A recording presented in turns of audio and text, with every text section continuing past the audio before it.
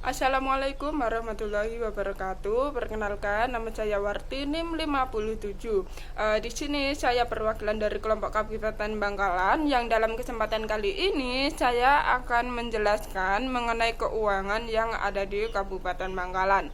Nah, dalam konsepnya saya akan membahas dua subbab yang berkaitan dengan keuangan, yakni APBD dan PAD. Nah, sebelum saya menjelaskan lebih lanjut lagi bagaimana sih konsep APBD dan PAD yang ada di Kabupaten Bangkalan, terlebih dahulu maka saya akan menjelaskan apa sih yang dimaksud dengan APBD dan apa sih yang dimaksud dengan PAD. Baik, langsung saja.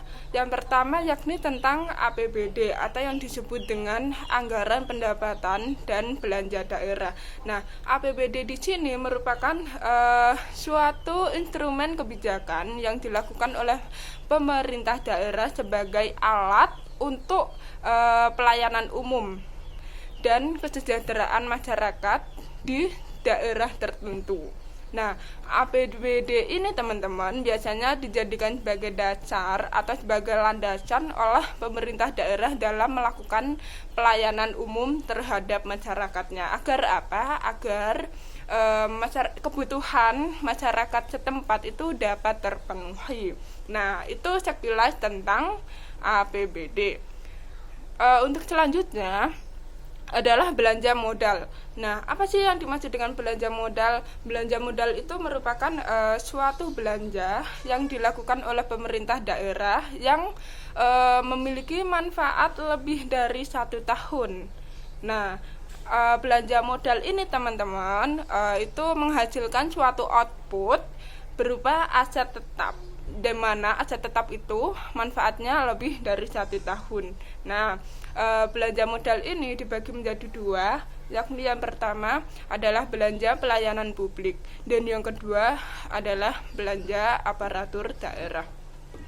Untuk belanja pelayanan publik itu merupakan suatu belanja yang dilakukan oleh pemerintah daerah yang mana manfaatnya itu dapat dirasakan secara langsung oleh masyarakat setempat. Contohnya adalah jalan raya.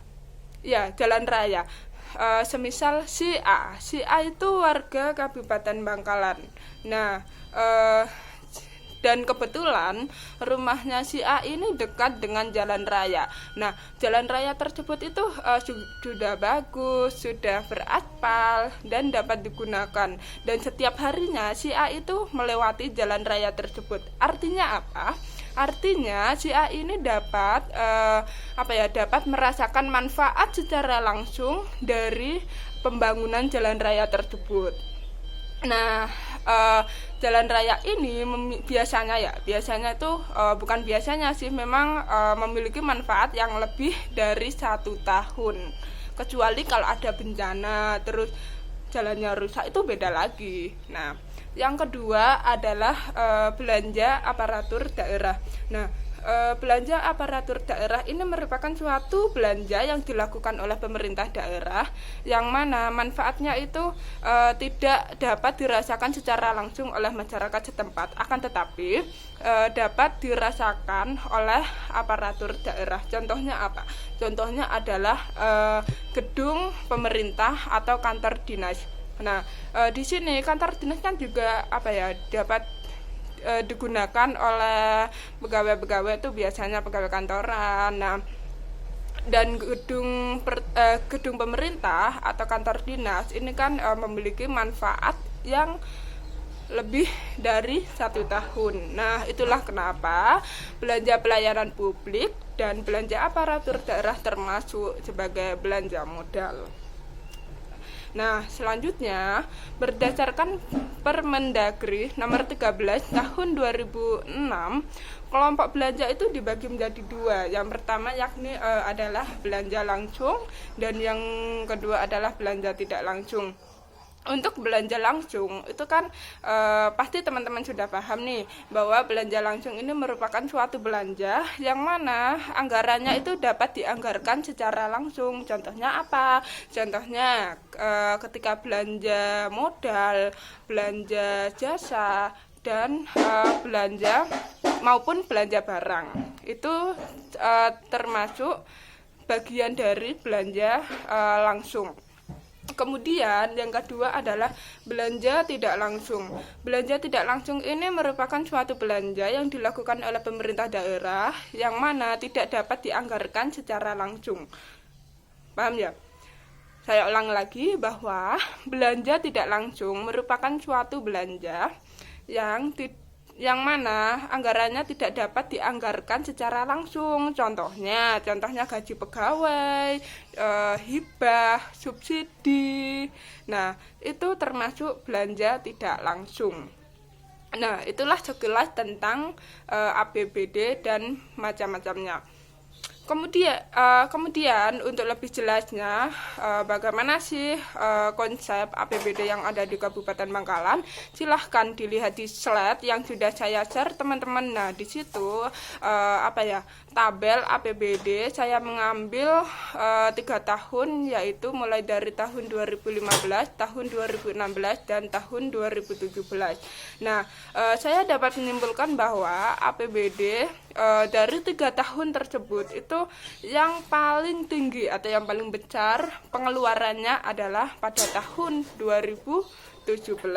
Nah, dan perinciannya dapat dilihat di tabel. Kemudian untuk selanjutnya saya akan menjelaskan tentang PAD atau yang disebut dengan pendapatan asli daerah. Nah, dalam Undang-Undang Nomor 3 Tahun 2004, PAD atau pendapatan asli daerah ini merupakan suatu penerimaan daerah yang bersumber dari ekonomi asli daerah. Nah, biasanya PAD ini kan emang secara kayak pendapatan atau pemasukan yang didapat oleh pemerintah daerah. Nah, pemasukan yang didapat oleh pemerintah daerah itu didapat dari mana aja? Didapat dari pajak, retribusi pemerintah maupun hasil pengelolaan daerah. Nah, biasanya kan pajak ya teman-teman. Biasanya keluarga antum setahun sekali itu pasti membayar pajak. Nah, hasil pembayaran pajak itu akan menjadi pendapatan atau akan menjadi pemasukan oleh pemerintah daerah. Nah, untuk lebih jelasnya bagaimana PAD yang ada di Kabupaten Bangkalan, silahkan dilihat di slide. Nah, di situ saya mengambil 3 tahun yang sama seperti sebelumnya, seperti APBD ya, yaitu tahun 2015, tahun 2016, dan tahun 2017. Dan di antara 3 tahun tersebut, pemasukan yang tertinggi itu diperoleh pada tahun 2017, itu tabel di Kabupaten Bangkalan. Nah, cukup sekian dari saya. Sebelumnya saya akan menyimpulkan bahwa APBD dan PAD yang ada di Kabupaten Bangkalan selama 3 tahun, yaitu tahun 2015, 2016, dan 2017, itu diperoleh yang paling tinggi itu pada tahun 2017. Itu kesimpulannya, dan perinciannya silahkan dilihat di slide. Nah, apabila ada yang ditanyakan silahkan. Saya akhiri. Wassalamualaikum warahmatullahi wabarakatuh.